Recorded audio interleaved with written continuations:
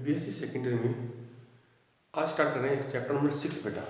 जो 5 चैप्टर उतना ही करना है आप लोगों को, तो ज़्यादा करने से बेटा वो ओवरलैप हो जाता है। और वो इन चैप्टर पहले जो कराया था ना 4th चैप्टर कंप्लीट, बहुत बड़ा चैप्टर बेटा, उसके ये दोनों चैप्टर अथवा में आते हैं। ये करो चाहे मत करो आपकी मर्जी, लेकिन बेटा इसमें एक टॉपिक और कराना पड़ता है मेन जो आता है बेटा। इसमें इतना टॉपिक होता है बेटा आपका। फिर एक लास्ट यूनिट रहेगी आइगन वैल्यू वाली बेटा, ठीक है। तो आइगन वैल्यू सिलेबस जब आ जाएगा तब वो पता चल जाएगा आइगन वैल्यू आ रहा है कि नहीं आ रहा, कि ये इसका हिसाब से इसका लास्ट चैप्टर बेटा, ठीक है। जिससे अपने 70% कोर्स कवर हो रहा है आपका इससे। उसके बाद जो किताबें हैं वो किताब पेपर 3 चालू करेंगे पहले। एक दूरी समष्टि मैट्रिक्स स्पेस है, वो बेटा आपका ऑफलाइन भी होगा। वो है तो महीने भर किताब, लेकिन बेटा वो ऑफलाइन होती है क्योंकि किताब का समझ में नहीं आती ऑनलाइन में। तो मैट्रिक्स स्पेस जो है वो आपकी उसमें चलेगी। और कोशिश करेंगे मंडे से आपकी बुक्स चालू हो जाए बेटा। कौन सी? पेपर 3 चालू करेंगे बेटा, ठीक है। क्योंकि आइगन वैल्यू, वैसे आइगन वैल्यू और आइगन मान आपने पढ़ रखा है फर्स्ट ईयर में, काफ़ी अच्छा पढ़ा रखा है बेटा मैंने से आपको। तो वो हो सकता है सिलेबस में नहीं आए, तो सिलेबस आ जाए एक बार कोर्स का बेटा, तो जो पेंडिंग कोर्स है इवनिंग कोर्स वो हम करा देंगे, एक 2 चैप्टर जो भी है। फिर 70% जो चैप्टर्स खत्म होती कंप्लीट हो जाएगा बेटा 70% कोर्स, ठीक है। उसका पेपर 3 चालू करेंगे अपने स्टार्टिंग से, शुरू से। पेपर 3 का पेपर फर्स्ट और सेकंड पेपर से कोई लिंक नहीं है।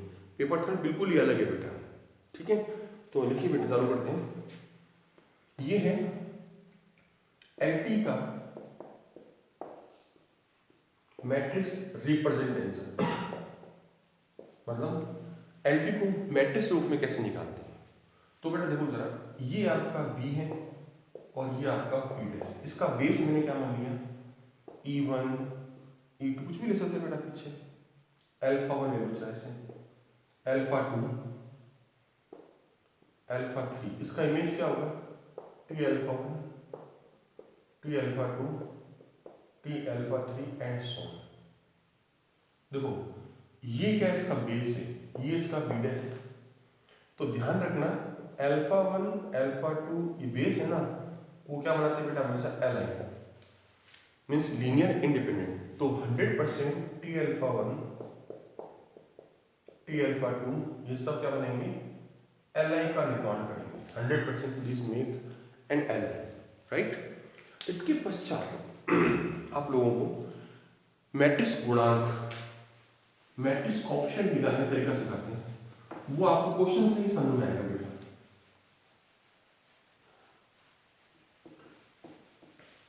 ठीक है। मैट्रिक्स गुणांक मतलब एमटी, इसको बोलते हैं कोफिशिएंट ऑफ मैट्रिक्स, मतलब मैट्रिक्स गुणांक। ये निकालते कैसे, वो एक सिंपल क्वेश्चन सिखाता बेटा आपको। एक ट्रांसफॉर्मेशन है V2F से, आगे भी लिखता बेटा V2F है। यहां पर अपन जैसे x0 रखते हैं, xy सॉरी कोई भी, तो सामने जो वैल्यू आती है बेटा उसका इमेज आती है x और 0, ये x और 0 ये इमेज आती है, ठीक है। तो आपको क्या निकालना बेटा, एम टी की वैल्यू निकालनी है। आप जानते हैं इसमें बेस क्या होता है, 2 × 2 क्रम में 1 0। जब नहीं दिया कि ये बेस मानेंगे 1 0 और 0 बेस मानेगा। ये E1 होता है बेटा और ये E2 होता है, राइट। पहला अपन क्या लेते हैं बेटा, टी ऑफ में 1 0 1 और 0 1 0 जब लेंगे यहाँ पर, तो यहाँ पर सामने क्या आएगा 1 आएगा और ये 0 होगा। इसका मीनिंग, इसका इमेज क्या होगा, x तो वही रहेगा सेम और y के लिए 0 हो जाएगा। इसको आप क्या लिख सकते हैं, E1 E2 ग्रुप में 1 डॉट 1 0 और 0 डॉट 1 0। सॉरी, इसको अपने को इस रूप में लिखना E1 E2 में, ठीक है। इसको तो बेटा 1 डॉट 1 0 0 डॉट 0 0 0 1।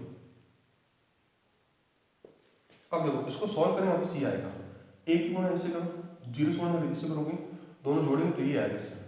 तो इसको आप क्या लिख सकते हैं 1 डॉट E1 और 0 डॉट E2, मतलब वापस इसकी जो वैल्यू आ रही है ना उसको E1 E2 के रूप में लिखना है हमेशा, ये ध्यान रखो।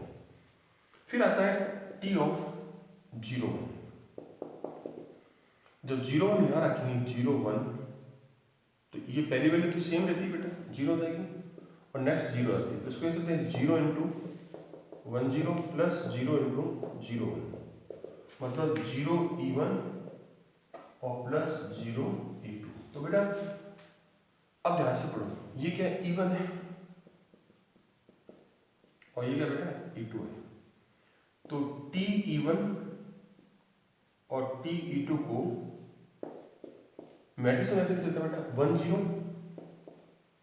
0 0, ये ना बेटा 1 0 0 0, और गुणा में क्या होगा E1 और E2 ऐसे लिखेंगे बेटा। तो देखिए पहली रो की इस गुणा से करो तो 1 डॉट E1 और 0 डॉट E2 ये रहा सेम T1 के बराबर ही है। सेकंड 0 0 और ये 0 तो सेम T2 ये रहा। तो आपको भी निकालना क्या एम्प्टी। तो एम्प्टी का फॉर्मूला क्या होता है, जो वैल्यू यानी बेटा 1 0, बस इसका ट्रांसपोज करना है, और पी टाइम क्या आएगा 1 0 0 0, ये आपका आंसर। तो यहाँ पर जो वैल्यू आती है उसका ट्रांसफर करना है। अब आपको ये दिमाग में आता है कि सर ये वैल्यू तो आगे समझ आ गई आपको, इसको E1 E2 ढूंढना है, तो पहले इसको E1 होगा, इसको E2 से होगा, दोनों 0 0 है, तो यहाँ पर भी E1 0, ये भी 0 लिखा जाएगा, ध्यान रखना। अगर 1 2 आता तो यहाँ 1 आता है, 2 आता है, ये ध्यान रखो हमेशा, राइट। तो ये हो गया एम्प्टी की वैल्यू। बी पार्ट इसका क्या है, एक्स वाई इमेज करते हैं बेटा, यहाँ पर वाई उल्टा होता है, उल्टा मतलब वाई और एक्स, वेरी इजी।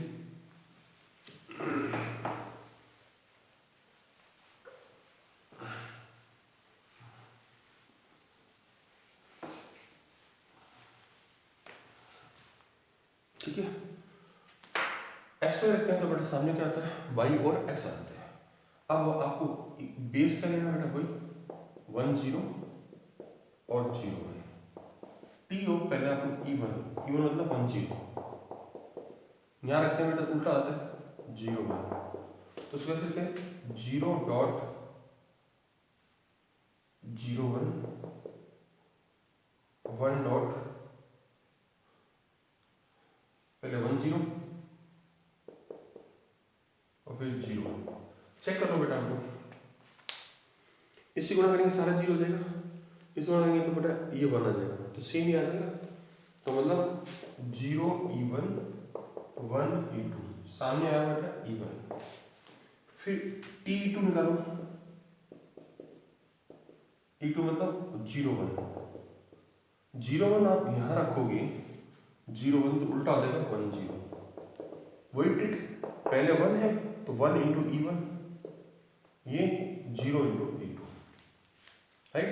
अब आपको सीधी निकाल सकते बेटा, एम्प्टी निकाल तरीका सीधी करा दो बेटा, बढ़िया रहेगा।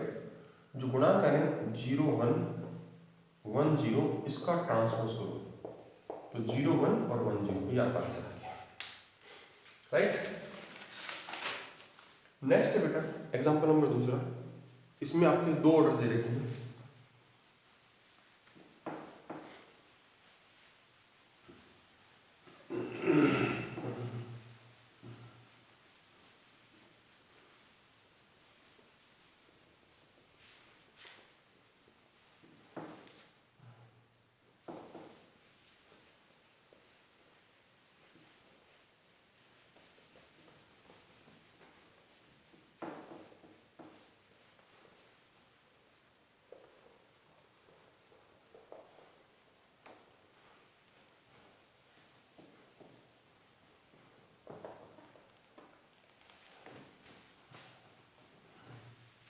इसके पश्चात बेटा आपको एग्जांपल नंबर दूसरा,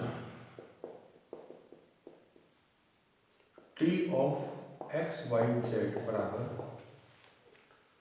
2y plus Z comma X minus 4y comma 3x। कुछ नहीं दिया हुआ तो बेस कौन सा मानते बेटा, जानते होंगे 1 0 0 0 1 0 0 0 1, है ना। इसको E1 E2 और E3, राइट। क्लियर बेटा, पहला मैंने मान रखते हैं P ऑफ E1 इवन मतलब 1 0 0, यहाँ रखो y का मान 0, z का मान 0, ये 0 हो गया, x का मान 1 और y 0 1 आ गया, और 3 इंटू 1 x का मान 1 और बेटा 0। इसको कैसे लिख सकते हैं बेटा? 0 into E1, 1 into E2, 3 into E3, सबसे बेस्ट तरीका बेटा, सबसे बेस्ट तरीका। इसकी ट्रिक बेटा बता दी मैंने आपको, ये वैल्यू सेम लिख दो, ये E1 E2 लिख दो, गुणा में चले 0, दूसरे में 1, तीसरे में 3 लिख दो। अब आपको T E2 मतलब 0 1 0, जब 0 1 0 रखेंगे बेटा तो सीधे निकालो बेटा क्या बात, इसमें 2 y का मान 1 है बेटा, एक्चुअली y का मान 1 है तो 2 आएगा, y का मान 1 माइनस 4 आएगा और ये 0 आएगा। तो सोचते हैं 2 इंटू E1 माइनस 4 इंटू और 0 E3, T3। अब z का मान 1 है, इसमें z का मान 1 ध्यान रखो 1 आएगा, ये 0 और ये 0, ठीक है बेटा। तो ये होगा 1 E1 0 E2 और 0 E3। तो बेटा जी MT कैसे निकालते हैं, जो वैल्यू आ रही है देखो 0 1 3 2 माइनस 4 0 1 0 0 का ट्रांसपोज, और ये आपका आंसर आ जाएगा, राइट। अब बेटा इसके पश्चात बेस किताब में दिया हुआ है कि बेस ये लेके चलना है आपको बेटा।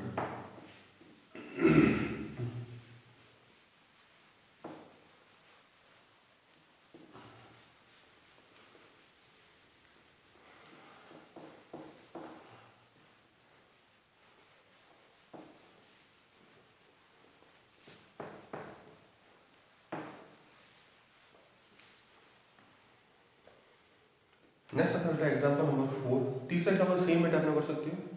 4 थे T अल्फा 1 अल्फा 2 अल्फा 3 बराबर, सॉरी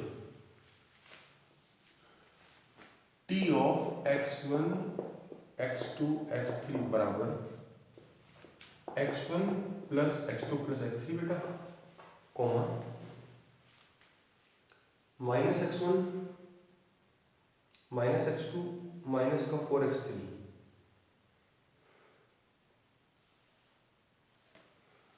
बट एक बुक्स में देख लेता हूँ, क्वेश्चंस मिसप्रिंटिंग तो नहीं है। एग्जाम्पल नंबर 4 बेटा, थर्ड वही एग्जाम्पल है,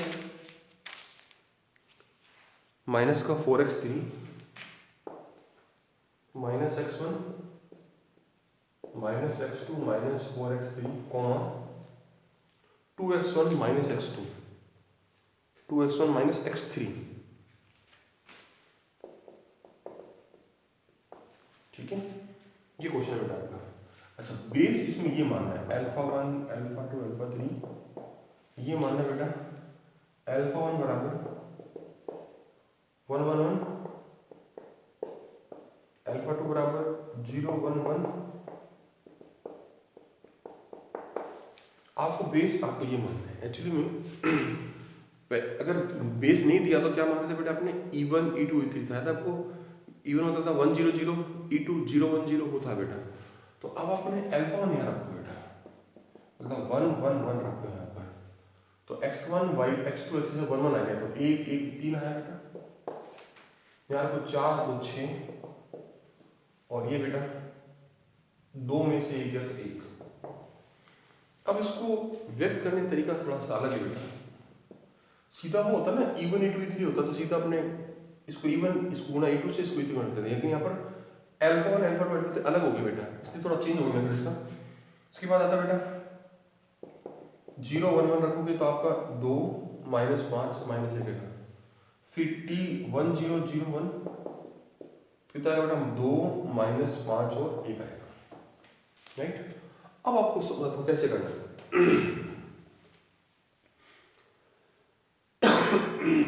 अब इस वैल्यू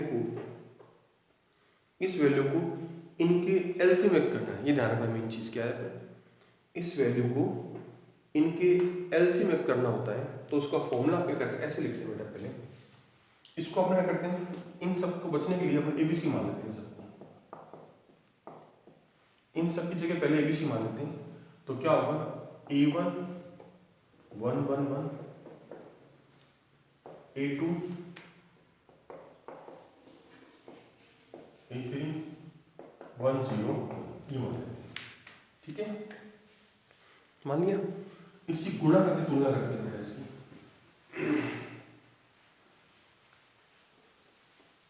ठीक है, तो इसकी गुणा तुलना करेंगे तो बेटा A1 ये ना ये 0 हो गया और ये A3 बराबर A, फिर आगे A1 प्लस A2 वो 0 हो गया बराबर B, और आगे A1 plus A2 plus A3 बराबर C, नंबर थर्ड। देखो 3 में से इसको हटाएंगे, 3 माइनस 2 तो A3 आएगा C माइनस B, 3 माइनस 1 करेंगे तो A2 आएगा C माइनस C, और आप समझदार हो A3 का मान याद दो तो A1 आ जाएगा, तो A1 का मान आएगा बेटा A minus C plus B, right, clear. अब वो कैसे करना है इसमें, ABC जगह पहले ये रखते हैं, पहला पॉइंट, उससे अपना वैल्यू आएगी बेटा, ये रखते हैं बेटा ABC वैल्यू रखते हो बेटा, A रखा 3, B रखा -6 और C रखा 1। तो उस केस में यहाँ रखोगे बेटा वैल्यू, तो A1 आएगा, A1 बेटा 3 में से क्या 2 तो माइनस का 4, माइनस आ गया बेटा, माइनस आ A2 -2 आएगा और A3 आएगा बेटा 7। ठीक है, दूसरा पॉइंट ये रहा बेटा, A का मान 2, B का -5 और C का मान आपका -1, ये रखते हैं। तो A1 का मान आएगा बेटा -2, A2 का मान आएगा -9, -3 सॉरी, ये किताब से लिख रहा हूं बेटा, आपको कैलकुलेशन करने की जरूरत नहीं पड़ेगी, 4 आया बेटा। तीसरा पॉइंट आपका A का मान 2, B 5 माइनस का और C बेटा है 1, उसको रखते हैं। तो A1 बराबर -4, B1 बराबर A2 बराबर -6 और A3 बराबर है बेटा 1, ये सारी वैल्यू आ गई बेटा। अब आपको एमपी निकालना है, वेरी इजी। एमपी का सब तरीका बेटा क्या है, जितनी वैल्यू आ रही बेटा A1 83 की, पहले आ रही -4 -2 7 है बेटा, दूसरा आ रही है -2 -3 4, तीसरी आ रही है -4 -6 1, इसका पूरा ट्रांसपोज, तो ये टी हटा दिया, आपका आंसर आ जाएगा। ये हुआ आपका एग्जाम्पल नंबर ये। कल संडे को भी क्लास लगी बेटा आपको, जिसमें आपको इसके रिमेनिंग पार्ट जो आपके सिलेबस में वो कराऊंगा। उसके पश्चात मंडे से पेपर 3 स्टार्ट किया जाएगा, क्योंकि इसमें आइगन वाले चैप्टर ना यूनिट 3 जो है वो नहीं करा, क्योंकि 70% से कोर्स कवर हो रहा है बेटा, इसलिए इसको भी नहीं करा रहा है। हालांकि वो चैप्टर बहुत ईजी है, अगर सिलेबस में आ जाता है तो मैं 4-5 दिन में किताब चैप्टर खत्म कर दूंगा वाला। तो इसके बाद चालू करेंगे पेपर 3। पेपर 2 ये बुक्स रहती है आपको सब बच्चों, सही बच्चों की जो शुरू से पढ़ रहे हैं बेटा, मैट्रिक्स स्पेस दूरी समष्टि, वो थोड़ी हार्ड पड़ती है, वो मैं आपको ऑफलाइन जब चालू होगी तो मैं 1 महीने में करा दूंगा पूरा। और पेपर 3 में आपको कोशिश करूंगा ऑनलाइन में खत्म कर दूँ बेटा। फिर जैसे ही ऑफलाइन में स्टार्ट होगी बेटा, तो जितना कोर्स कराया है आपका रिविजन, स्टार्टिंग से बेटा रिविजन और वापस से करा दिया जाएगा बेटा। ठीक है, तो मंडे से कल किताब 6 चैप्टर बेसिक जो सिलेबस में आपके वो करा कंप्लीट हो जाएगा। और जो लास्ट यूनिट है आइगन वैल्यू आइगन वेक्टर जो आपने पढ़ रखा है पहले फर्स्ट ईयर में, वही सेम चैप्टर है, तो उसको मैं अभी छोड़ा रहा हूँ इससे, क्योंकि बेटा अभी 70% वैसे कोर्स हो रहा है, तो आगे फालतू क्यों कराएं बेटा, पहले एक बार, उसके बाद मैं पेपर 3 चालू करूँगा बेटा मंडे से। ठीक है, थैंक यू।